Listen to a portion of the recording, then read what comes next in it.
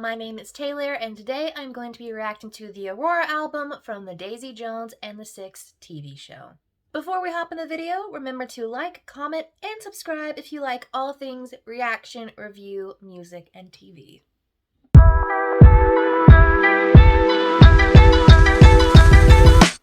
If you've been following this channel for a little bit, then you know that I've already reacted to Look at Us Now, Honeycomb, and Regret Me, which were the first two singles off of the Daisy Jones and the Six Aurora album / soundtrack, so I won't be reacting to those in this video today, but I will have them linked somewhere up here or down in the description box for y'all to go watch.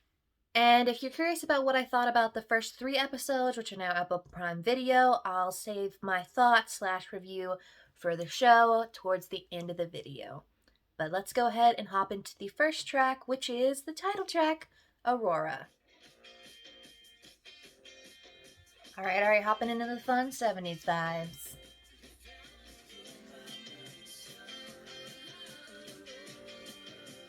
I see the sun has come out now. Appropriate.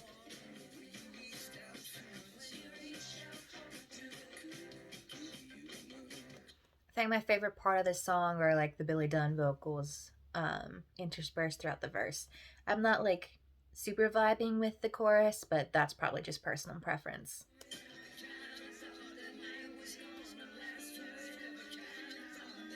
We're gonna go somewhere with this?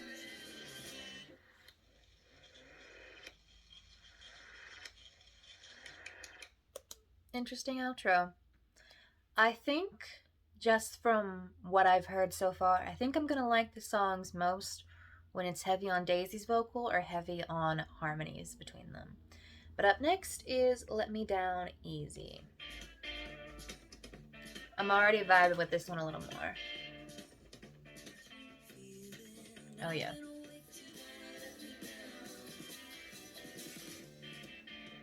Definitely like this one more than Aurora, but also I think it's just because, like I said, it's heavy on a Daisy vocal, and Riley Keough's vocals are just absolute perfection in my opinion. So the growl there, though, I can definitely hear the anger in the song. Ooh, love a musical bridge, or at least I love bold instrumentals. It's gonna have another musical outro.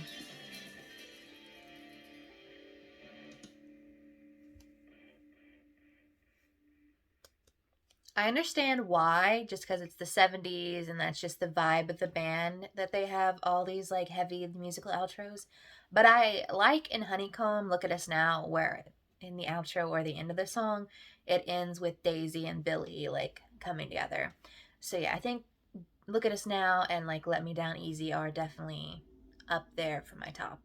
But up next we have Kill You to Try. This is a 5-minute song. So, oh yeah.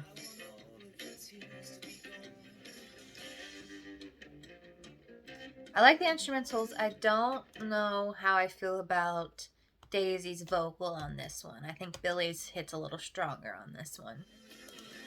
Okay, I like that part.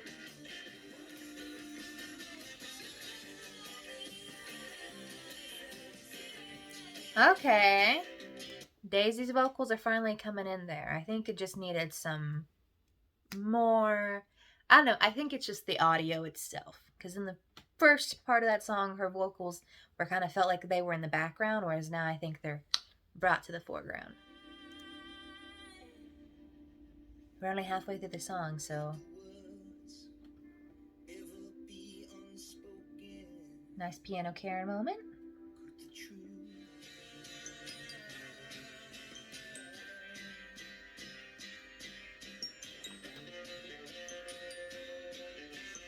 I'm gonna hop in and say that the bridge on this is definitely my favorite so far.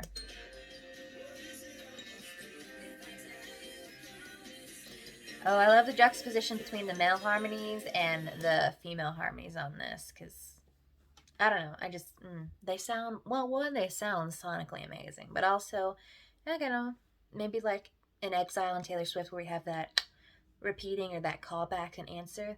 I'm enjoying how that's done here.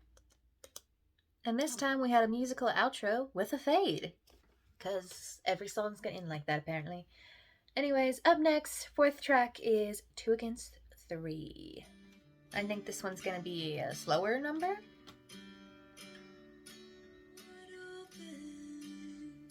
This is the song that Daisy played for,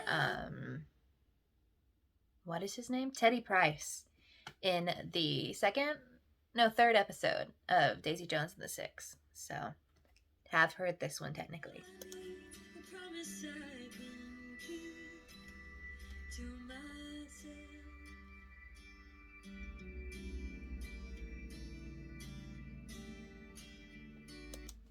I think the song is pretty. I don't think I'm going to have much to say about it since I've technically already heard it, I guess. And also, if you've watched any of my reactions or rankings, I'm not really a slow ballady kind of girl. I still think I like this more than Aurora, though. Okay. Not really a musical outro, but like... yeah, not really a musical outro. But yeah, so that's 2 Against 3, track 4, and then tracks 5 and 6 are Look at Us Now, Honeycomb, and Regret Me, which I've reacted to both of those already. They'll be up here or down in the description box somewhere. So we're going to move on to track 7, which is You Were Gone. This is a 4-minute song. She sounds like she's going to be happy and bubbly. Although probably not, given the title.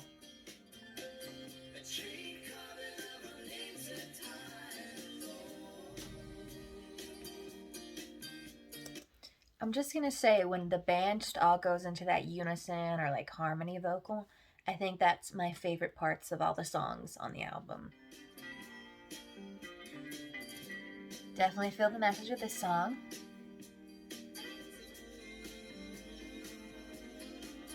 Love a good growl, or at least belt.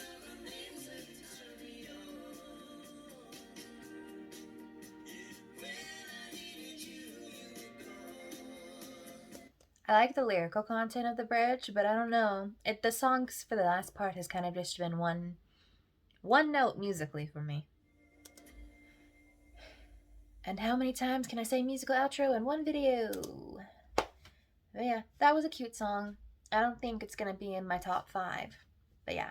Up next is the shortest song on this album at 2 minutes and 52 seconds, which is More Fun to Miss. Yes. Enjoy that guitar.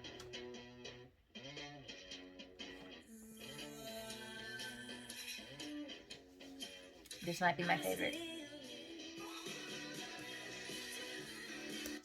This will probably be my favorite song. It's got more of that, I don't know. This has definitely been an album was like, I was really looking for that rock that came out in like the 80s, which I know it's the 70s, but that rock style that I love, like, that probably came out from the later years, and this one definitely has more of that grit. That's the word I'm looking at. This definitely has more of that grit and that anger that I want in a song. The verses are the best part.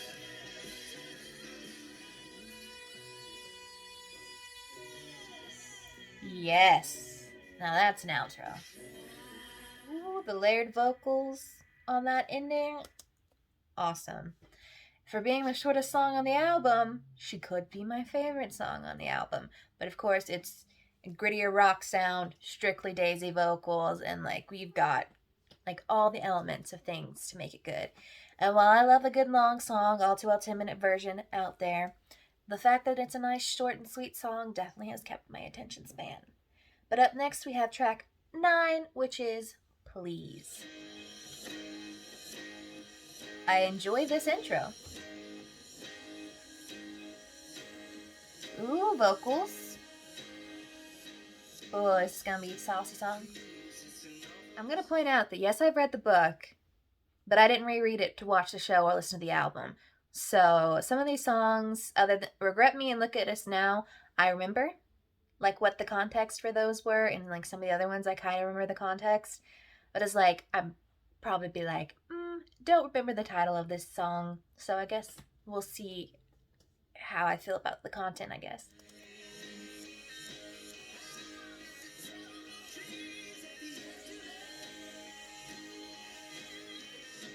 I know I'm going to stop a lot in this song, but the Billy Dunn just going for it. It's like when Nick Jonas goes for that high note and that like scream and belt. That is the feeling I get when I hear Billy Dunn do that.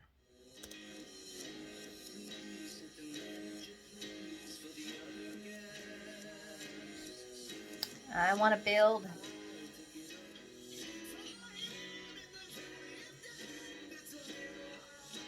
And there's Billy Dunn belting, screaming, all at the same time. And yes, I know belting and screaming technically are the same thing. And it's going to end with this beat. And it ended with that beat. Out of all the songs so far, I think this has the best Billy Dunn vocals. Up next, track 10, second to last track, we have The River, and these last two tracks are over 4 minutes long, so we'll see how they sound. Okay.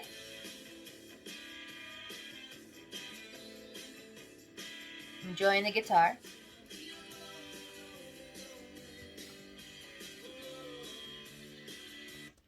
So far, best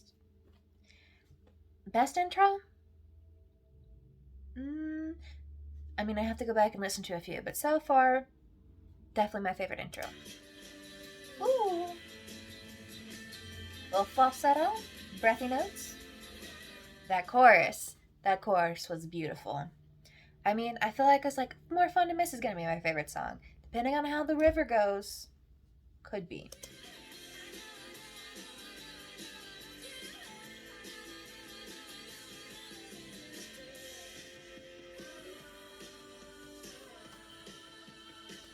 Daisy just going off there is truly one of the most magnificent things that I've heard on this album. This will probably be my favorite song on the entire album.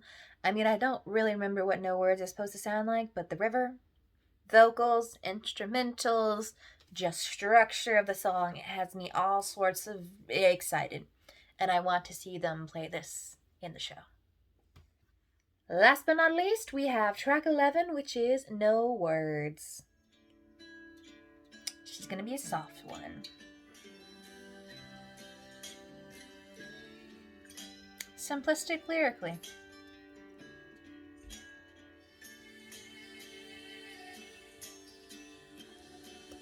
As I said, this is probably the most simplistic song on the album, which isn't a bad thing. I just don't know where that's going to put it compared to some of the other songs who kind of go more complex with the vocals and the lyrics. Okay, we're picking up a little here.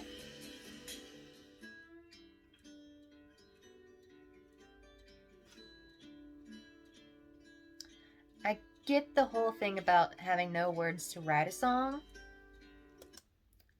But, you know, as I've stated, musical outros are not necessarily my favorite. But yeah, that was No Words, the final track on the Aurora album from Daisy Jones and the Sixth. I guess now I will give a few brief thoughts on the album / the TV show. Overall, I definitely think the album fits the vibes of the show. I can't wait to see how each song is integrated throughout the next 7 episodes, because we've really only seen 2 of the songs. So Look at Us Now and then 2 Against 3. Or, you know, so we've only seen Look at Us Now kind of like performed in studio, and then 2 Against 3 was on a recording. In terms of the TV show, as I stated before, Karen, played by Suki Waterhouse, I don't know why. She just does not match the vision of Karen that I had in my head. Her in the later years and the interview portion kind of matches Karen more in my head, but I think that's just a personal thing. I think so far, structurally, the show has stuck a lot to the original text. There are a few things that have kind of been changed, because if I'm correct, I'm pretty sure Daisy had already released music / an album before joining the Six in the book, but she doesn't do that in the TV show. I don't know if I'm making that up. I don't really think it added or took away too much. And then I will say Camila Dunn is the hero of this show, in my opinion, because girl has been put through it. And surprisingly, though, in the show, which I don't really remember from the book, which she may have, I think, towards the end, had some interview sections, but in the show, there is portions where she's being interviewed. Granted, in the show, instead of, doing the interview 30 to 40 years down the line, it's done 20 years down the line in like 1997. So that kind of, I guess, changes timeline of things.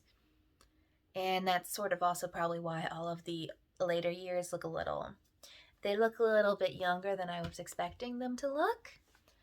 But yeah, overall, I think the show's done a good job encapsulating the story, which is no surprise because TJR is obviously a producer on the show, and then everyone besides Karen kind of fits the description of who I thought in their head. Let me know what your favorite song on the soundtrack is, or what do you think your favorite performance in the show is going to be, and what did you think of those first 3 episodes? Were you excited? Did it match what you thought in your head? And without further ado, this will be my ranking of the 11 tracks on the Aurora album. But yeah, I'll see y'all in the next video, and let me know in the comments down below what you want me to react to next.